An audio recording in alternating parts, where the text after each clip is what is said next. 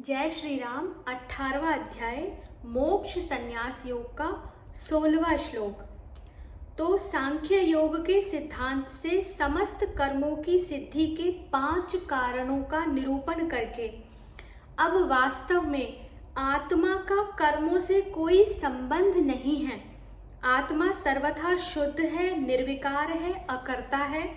यह बात समझाने के लिए पहले आत्मा को कर्ता मानने वाले की निंदा करते हैं। श्लोक संख्या 16 में तत्रैवं सति कर्तारमात्मानं केवलं तु यः पश्यत्यकृत बुद्धित्वान्न स पश्यति दुर्मतिः। तत्र एवं सति कर्तारम आत्मानं केवलं तु यः पश्यति अकृत बुद्धित्वात् न सह पश्यति दुर्मतिः। इसका अर्थ है कि परंतु ऐसा होने पर भी जो मनुष्य अशुद्ध बुद्धि होने के कारण उस विषय में यानी कर्मों के होने में केवल शुद्ध स्वरूप आत्मा को कर्ता समझता है, वह मलिन बुद्धि वाला अज्ञानी यथार्थ नहीं समझता। तो प्रश्न है कि एवं के सहित सती पद का क्या भाव है। एवं का अर्थ है ऐसा और सती का अर्थ है होने पर भी। तो उत्तर है कि एवं के सहित सती पद का प्रयोग करके यह भाव दिखलाया है कि समस्त कर्मों के होने में उपयुक्त 5 कारण ही कारण हैं। जो 5 कारणों की हमने चर्चा की, शरीर रूपी अधिष्ठान, हमारे द्वारा होने वाली चेष्टाएं, हमारा अंतःकरण, बाह्यकरण और हमारे संस्कार। आत्मा का उन कर्मों से वास्तव में कुछ भी संबंध नहीं है, इसलिए आत्मा को कर्ता मानना किसी प्रकार भी संभव नहीं। तो भी लोग मूर्खतावश अपने को कर्मों का कर्ता मान लेते हैं। यह कितने आश्चर्य की बात है। दूसरा प्रश्न है आकृत बुद्धित्वात् का क्या भाव है। इसका उत्तर है कि सत्संग और सत्शास्त्रों के अभ्यास द्वारा तथा विवेक, विचार, शम, दम आदि आध्यात्मिक साधनों द्वारा जिसकी बुद्धि शुद्ध की हुई नहीं है, ऐसे प्राकृत अज्ञानी मनुष्य को आकृत बुद्धि कहते हैं। अतः यहाँ आकृत बुद्धि त्वात् पद का प्रयोग करके आत्मा को कर्ता मानने का कारण बतलाया गया। अभिप्राय यह है कि वास्तव में आत्मा का कर्मों से कुछ भी संबंध न होने पर भी बुद्धि में विवेक शक्ति न रहने के कारण अज्ञानवश मनुष्य आत्मा को कर्ता मान बैठता है। प्रश्न है कि आत्मानम पद के साथ केवलम विशेषण के प्रयोग का क्या भाव है। केवलम विशेषण के प्रयोग से आत्मा के यथार्थ स्वरूप का लक्षण किया गया है। केवलम अर्थात केवल, शुद्ध स्वरूप।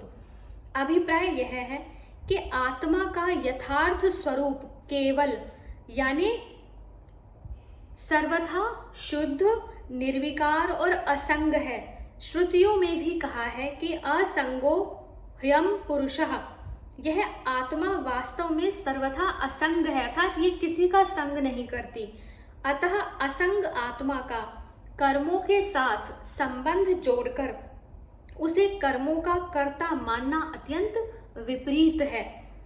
प्रश्न है कि सह के साथ दुर्मति विशेषण देकर यह कहने का क्या अभिप्राय है कि वह यथार्थ नहीं समझता।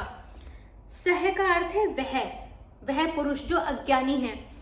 तो इसका उत्तर है कि उपयुक्त प्रकार से आत्मा को कर्ता समझने वाले मनुष्य की बुद्धि दूषित है, उसमें आत्म स्वरूप को यथार्थ समझने की शक्ति नहीं है।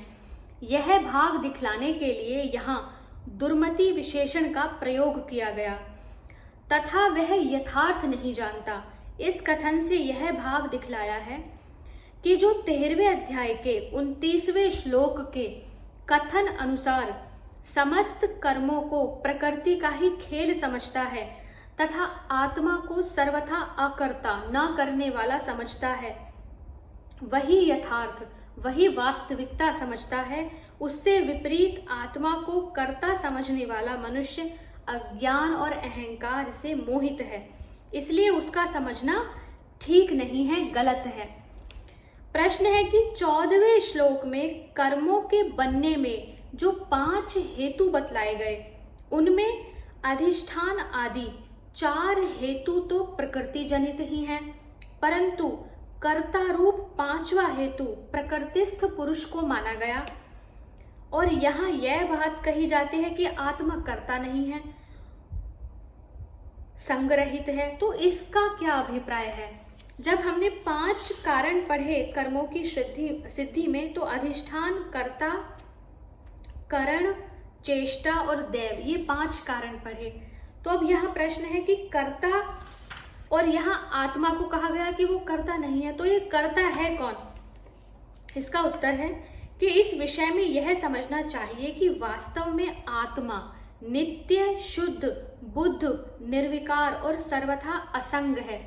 प्रकृति से, प्रकृति जनित, प्रकृति द्वारा उत्पन्न पदार्थों से या कर्मों से उसका कुछ भी संबंध नहीं है, किंतु अनादि सिद्ध अविद्या के कारण, ऐसी अविद्या जो पहले से ही, प्रारंभ से ही है, असंग आत्मा का ही इस प्रकृति के साथ संबंध सा हो रहा है। इस अज्ञान के कारण ही हमें आत्मा का संबंध प्रतीत होता है। अतः वह प्रकृति द्वारा संपादित क्रियाओं में मिथ्या अभिमान करके स्वयं उन कर्मों का कर्ता बन जाता है। इस प्रकार कर्ता बने हुए पुरुष का नाम ही प्रकृतिस्थ पुरुष है। वह उन प्रकृति द्वारा संपन्न हुई क्रियाओं का कर्ता बनता है, तभी उनकी कर्म संज्ञा होती है और वे कर्म फल देने वाले बन जाते हैं, क्योंकि वह स्वयं को कर्ता मानता है। इसलिए उस प्रकृतिस्थ पुरुष को अच्छी बुरी योनियों में जन्म धारण करके उन कर्मों का फल भोगना पड़ता है। 13वें अध्याय के 21वें श्लोक में भी यह कहा गया। इसलिए 14वें श्लोक में कर्मों की सिद्धि के 5 हेतुओं में एक हेतु जो कर्ता माना गया वह प्रकृति में स्थित पुरुष है, और यहाँ आत्मा के केवल यानी संग्रहित शुद्ध स्वरूप का वर्णन है। अतः उसको अकर्ता बतलाकर उसके यथार्थ स्वरूप का लक्षण किया गया है। जो आत्मा के यथार्थ स्वरूप को समझ लेता है, उसके कर्मों में कर्ता रूप 5वां हेतु नहीं रहता। इसी कारण उसके कर्मों को कर्म की संज्ञा भी नहीं मिलती। यही बात अगले श्लोकों में समझाई गई है। श्लोक संख्या 17 से आगे के वीडियो में पढ़ेंगे। हरे कृष्णा।